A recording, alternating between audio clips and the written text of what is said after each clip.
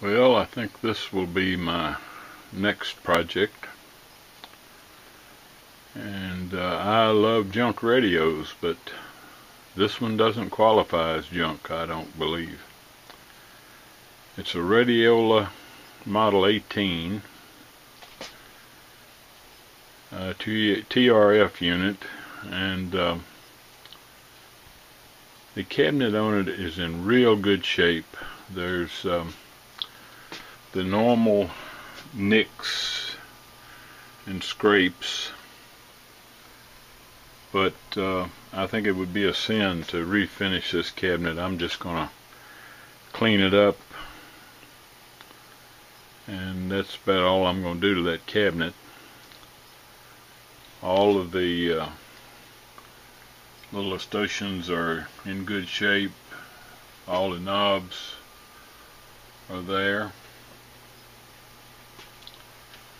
and inside of it, it's got, see if I can get a little more light in here. It's got all the tubes. It's it is very dirty. Probably haven't been opened in 50 years. But it's all there. There's a neat little brass plate there with a serial number on it, and then over here is another plate that's so covered with dirt and dust that can't read it right now, but that's probably the let's see if I can get a little more light in here. That's probably the model number and patent numbers and all of that. Oh, here's another little plate. I don't know what that one, what does that one say? R. Prescott and Son, something New York. So was that a dealer, or was that a cabinet maker? Down below it, engraved in it, is the number 118, so that might be like the cabinet model number.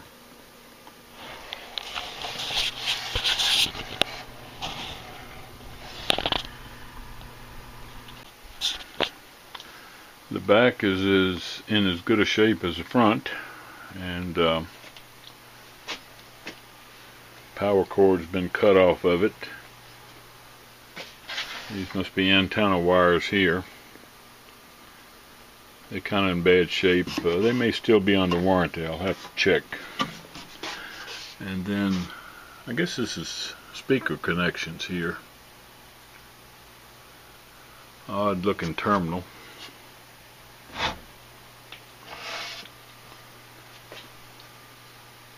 So here we go on another one. We'll get started. Well, not a good sign. Not a good sign. Took this power supply out. Took the bottom off of it. I'm sure this is asbestos. But something's sticking up out of the bottom of this transformer. It looked like plastic. Trying to figure out what that was. And I noticed on the bottom of this asbestos is puddles of tar. So there's been tar oozing out of this. So is that transformer any good? I'll need to go into my transformer checking procedure here and just see what it looks like. Go from there.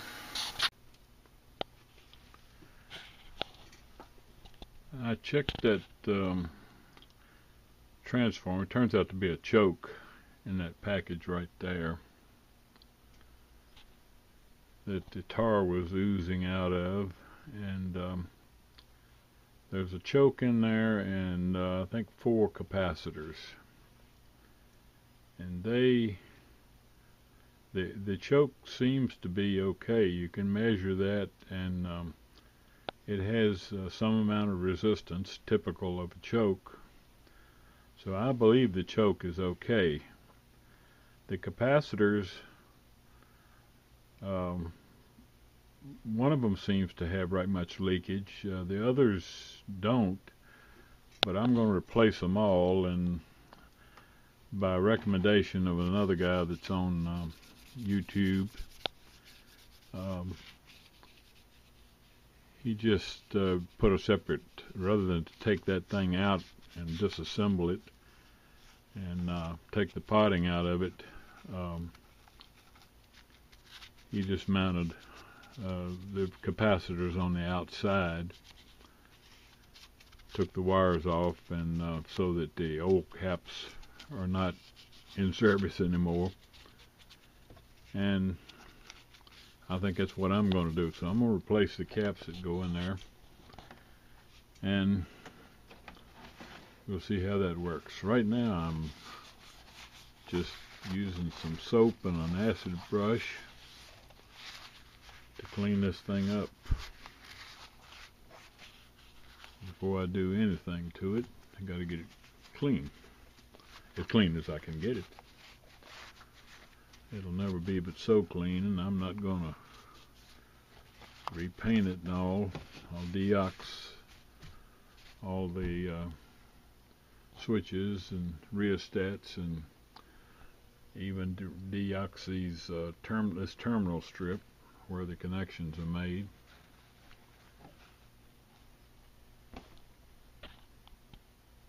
I put me a terminal strip in here and mounted the capacitors on it, disconnected the connections from this filter block so that the capacitors that are inside the filter block are no longer operative and no longer affect the circuit, while still using the inductor that's in there. These two right here are supposed to be 1 mics. I didn't have any 1 mics. And these are huge. These are 0.47, so I'm putting 0.47s in place of those 1 mics, and if it doesn't work, if I get a lot of hum or something, I'll have to take them out and change them, but get some 1 mics. But that's the way it is right now. Another thing to point out, this is the Nostalgia Air document, and thank God for their posting of those articles on restoring this Radiola 18. But that little diagram right there is incorrect.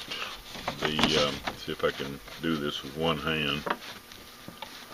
The inductor is not connected as shown there. It actually goes from this terminal right here up to this terminal. So it's just be aware of that if you go to restore one of these, that this part of the diagram right here is incorrect.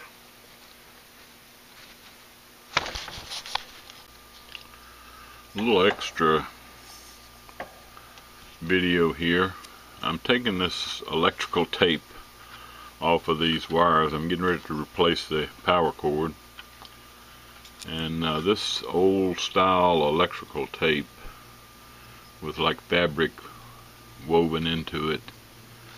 I wish they made electrical tape like this today. This stuff, I'm gonna tell you, it's stuck. It's kind of molded itself around the wire.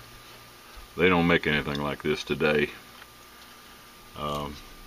And I'm a kind of nostalgic kind of guy, and whenever I work on something like this, I wonder who was it that wrapped these wires. What happened to them? Where do they live? Where do they work? So I don't know how long it's been on there, but it's on there good. Okay, I've wired me a 3-prong plug line cord on this,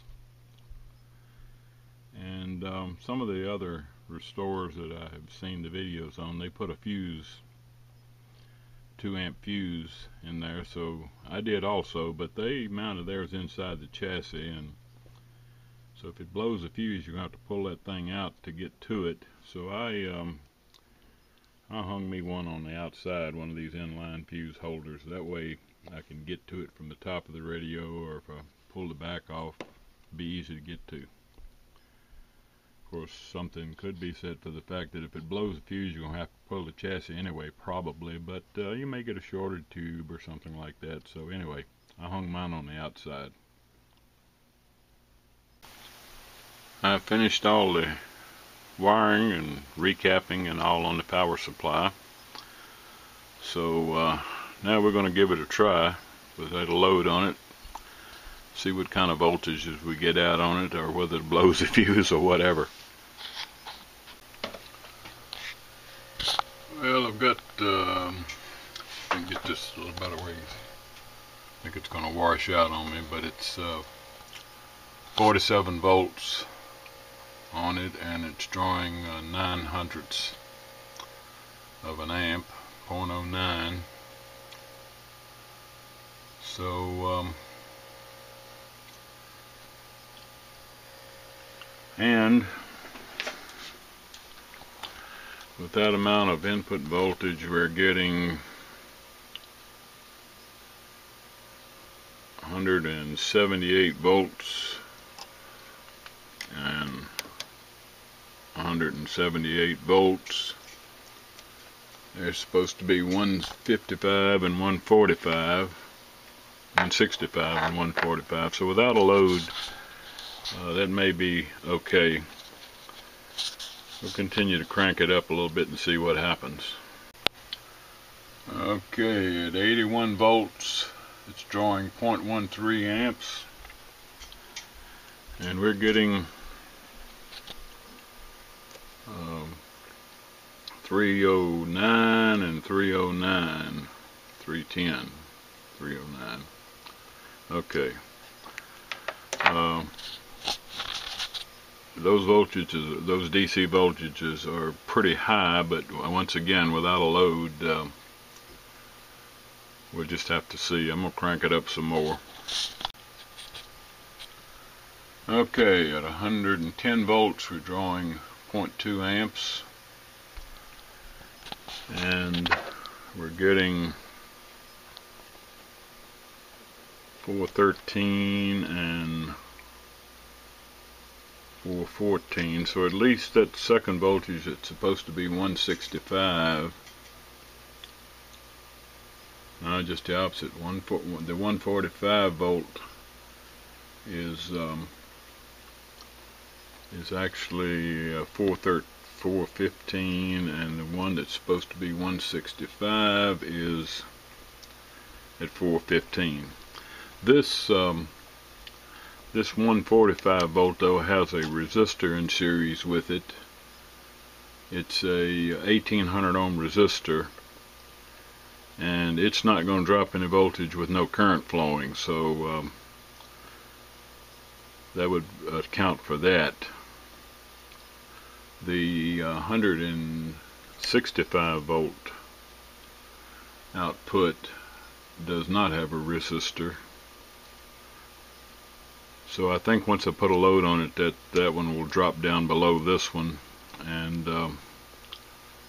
we'll just have to see. But at least the rectifier is working, because we are getting DC voltage out of it. I'm going to check some of the AC voltages now, the filament voltages. This is looking good. The 1.5 volt AC output is actually registering 1.69, so that's about right without a load, so that's looking good. The 2.25 AC output is reading 2.56, so that's good.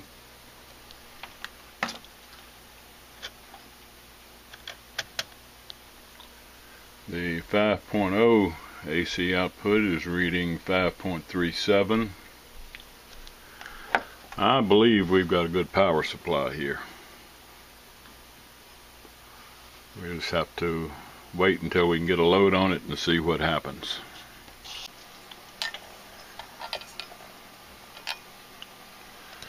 Got the RF section on the bench now, and I'm starting to clean it up. So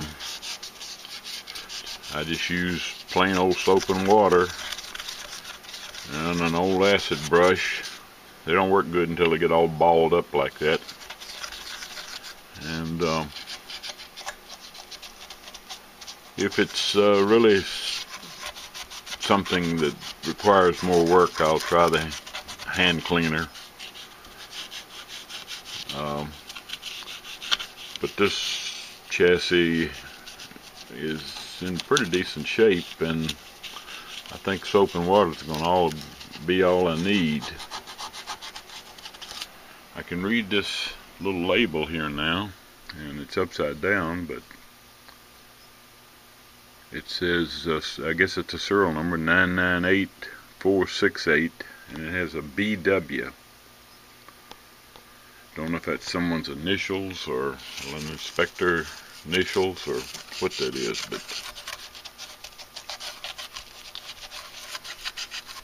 we're getting her cleaned up, and then we'll see what it takes to get her going again. Well, I got it all cleaned up, and mine turns well. I've read where a lot of these things are locked up.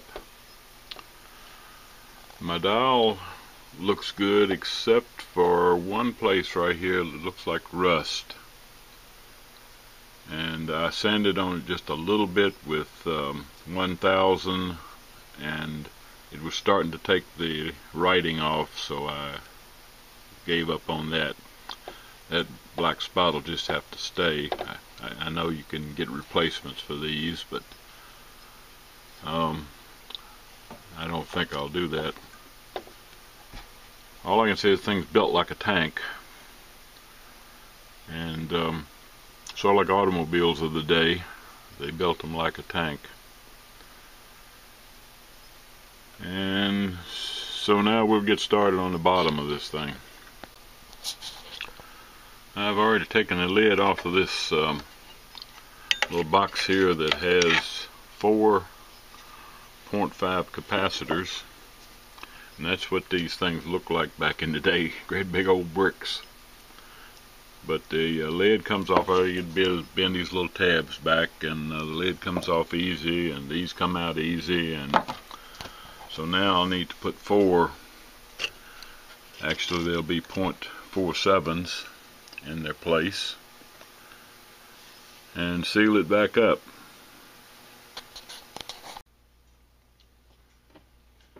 Okay, I'm going to measure these dog bones. This white one here should be 16K. It's measuring 13. So what do I do? Do I leave it, if you base it on 20% tolerance, that would be about 13. 10% tolerance would be something over 14. I think I'm going to leave that one at 13K. Now this blue one ought to be 43K, and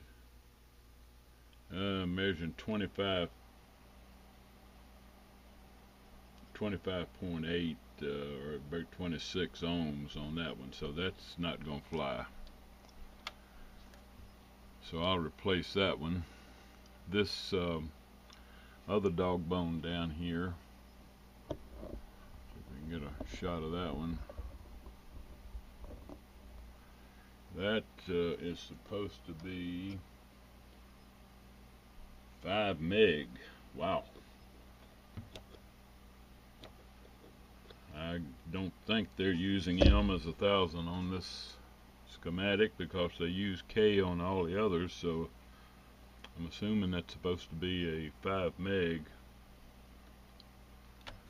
And let's see here, if I can get test leads on it here.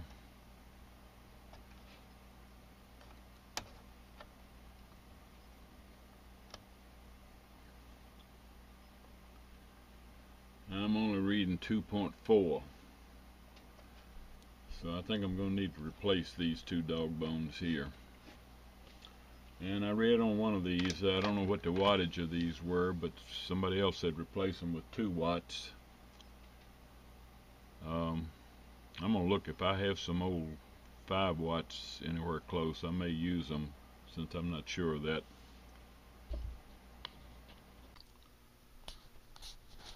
I made a decision, and we'll find out whether it's the right one or not. First of all, I found it's almost impossible to find these values in 5 watt versions, so I didn't have any in my junk box.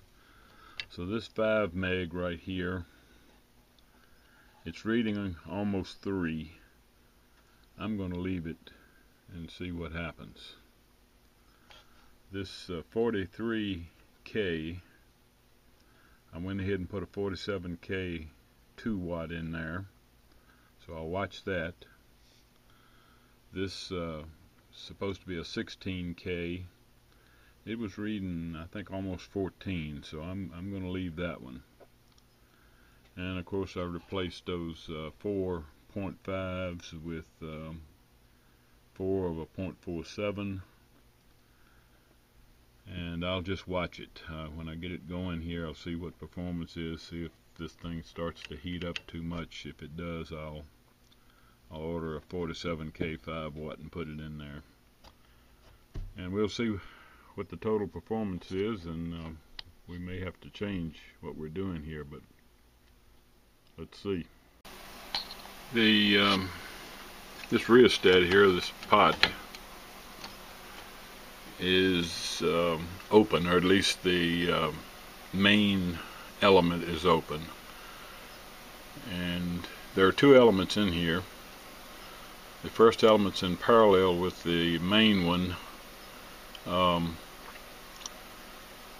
and it's okay to that point.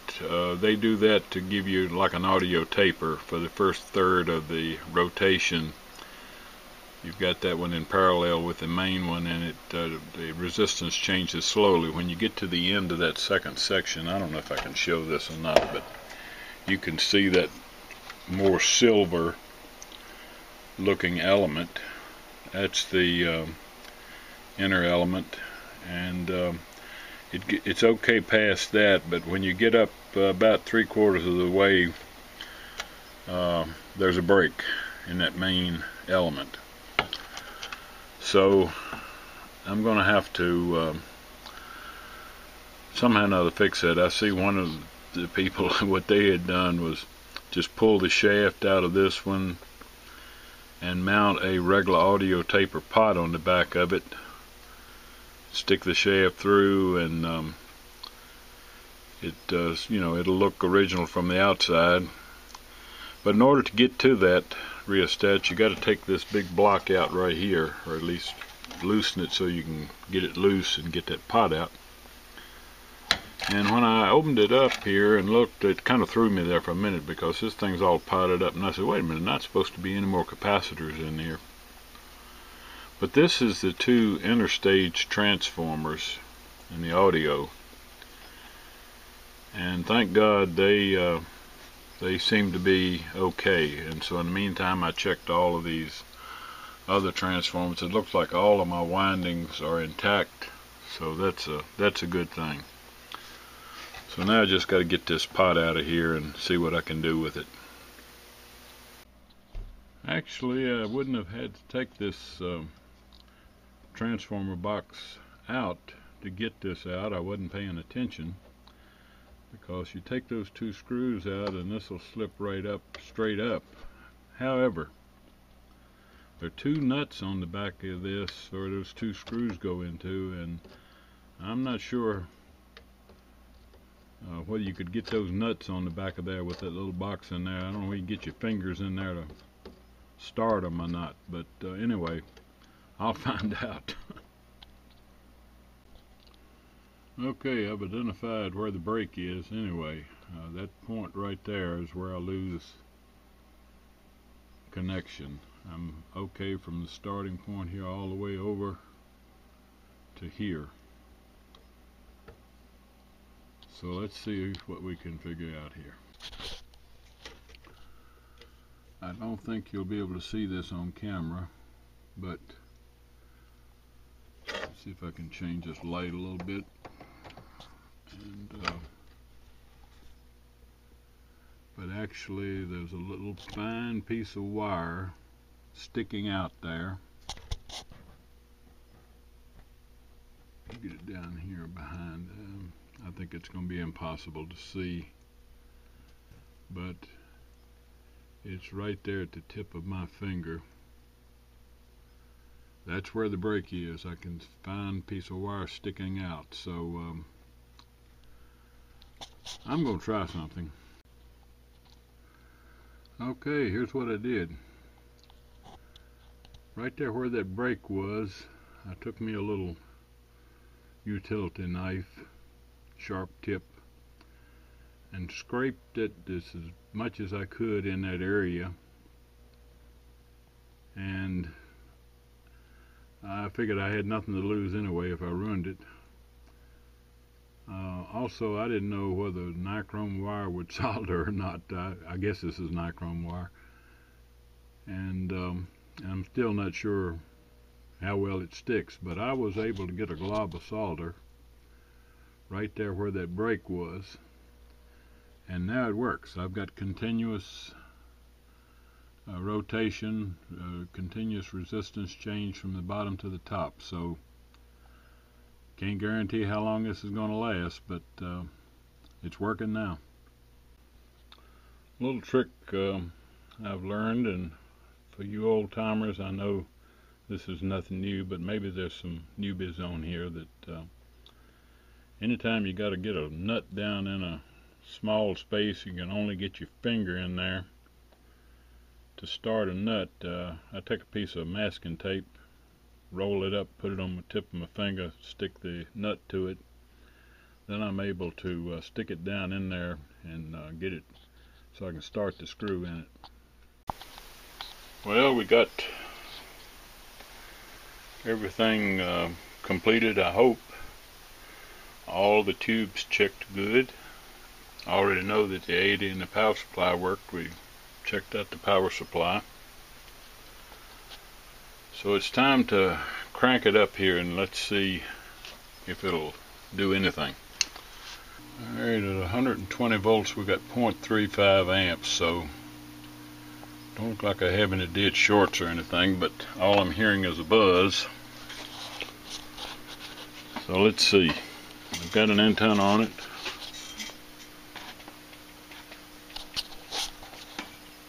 Following year. That's why my pick this year is Brooklyn against the Clippers for the NBA Finals. This is Russo.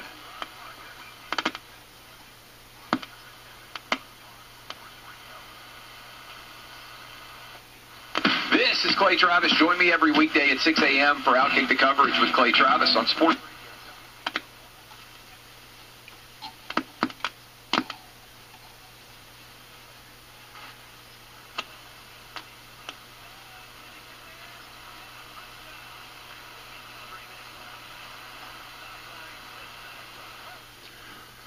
Well, we've got radio, but I do have some problems with this pot. You are home of Panthers football.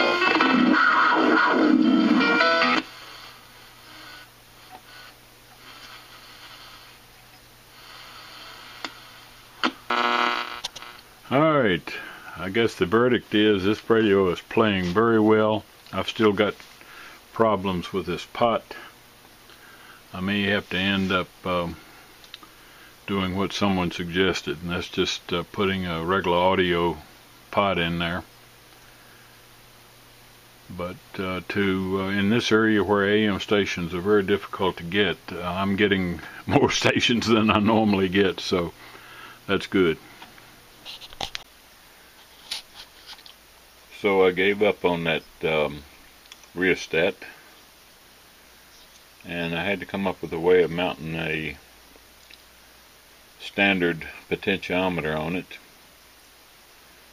So they had, on that old rheostat, they had put an insulator behind it, and which provided a really neat template. So this is 3/16 inch plexiglass. So I cut a piece of that, used that other as a template of where to drill my holes, and mounted that pot on that plexiglass, and then those two mounting holes on the side I threaded 632. On the rheostat, they had the screw going all the way through the rheostat with a nut on the back, and there's just not room on the back of this to put a nut. It's just not enough space between that hole and the edge of that pot. So I did that, and it should work. Well, the pot's all mounted in the chassis. See if you can see under here. And it's working great.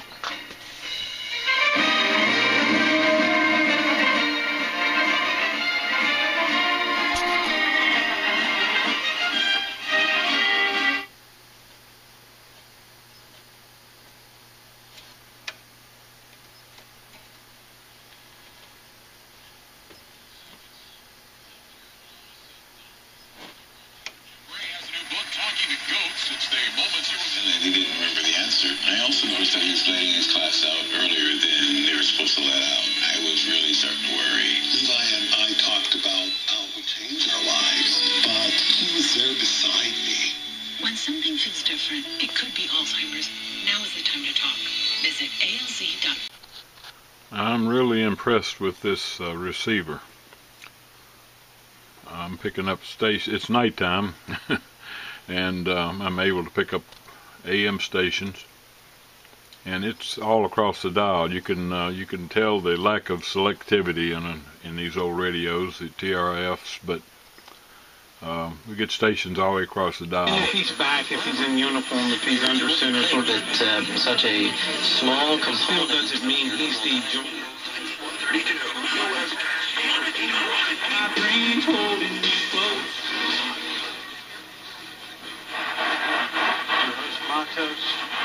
Hayes out.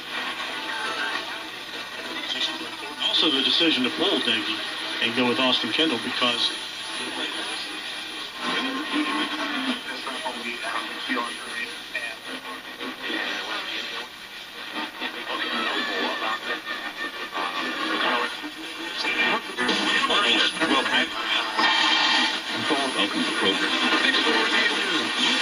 Let's go to Joey. Third quarter, Colts five. Please, Jazz ain't seen your word long.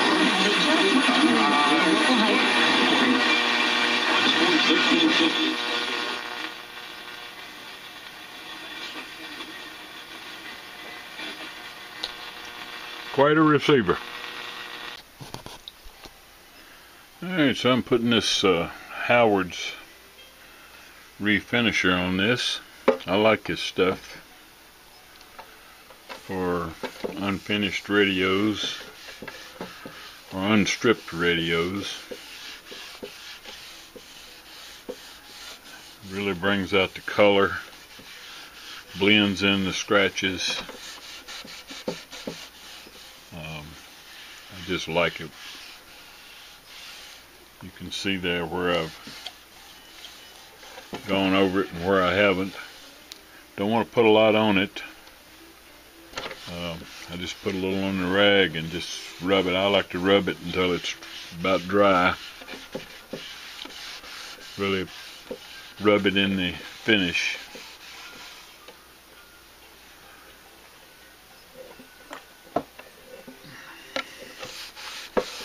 It looks a whole lot better than stripping one, because stripping it and refinishing it, and I do a lot of them radios that way, that the cabinets are just a complete disaster. But get one like this, it's not, it's a whole lot nicer. Original looking finish. You retain the patina, and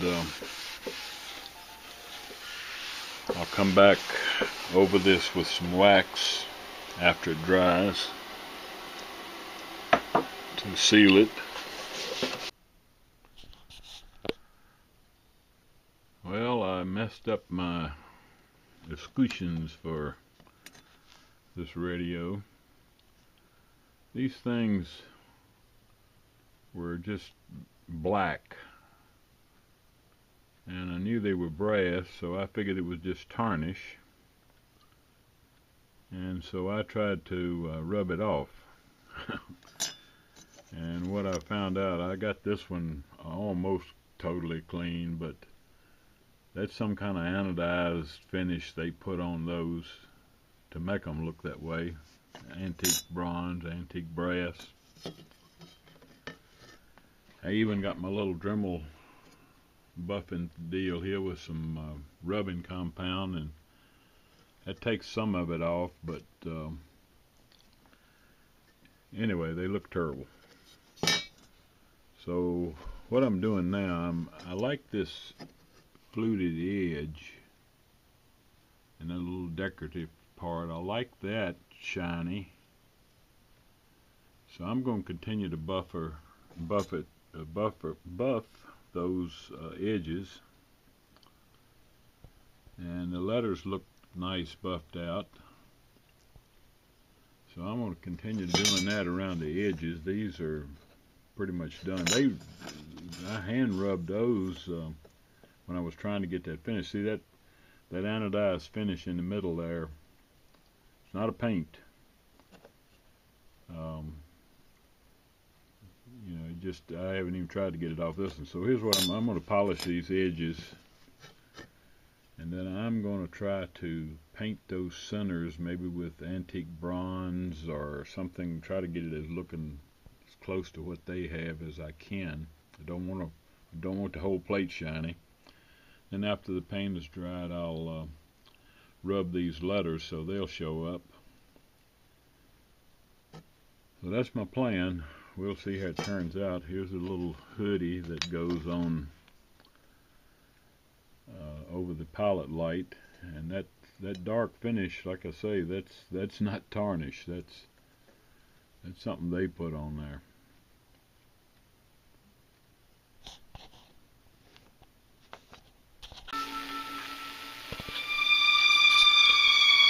Well, I decided not to paint those escutcheons on the front of here. They actually don't look that bad when they are. It just looks like worn plates, and I guess you call that patina. Over here, the one where I'd cleaned all of the anodization off of it, it's covered by the knob anyway, so you don't see it. Actually, this is the one that had some black, but that's covered. Over here on the switch, that's the one I cleaned it all off on, but since you can't see the other one, you don't really know. It looks like a worn plate as well, so I'm not gonna change those. Radio's playing. Great looking radio.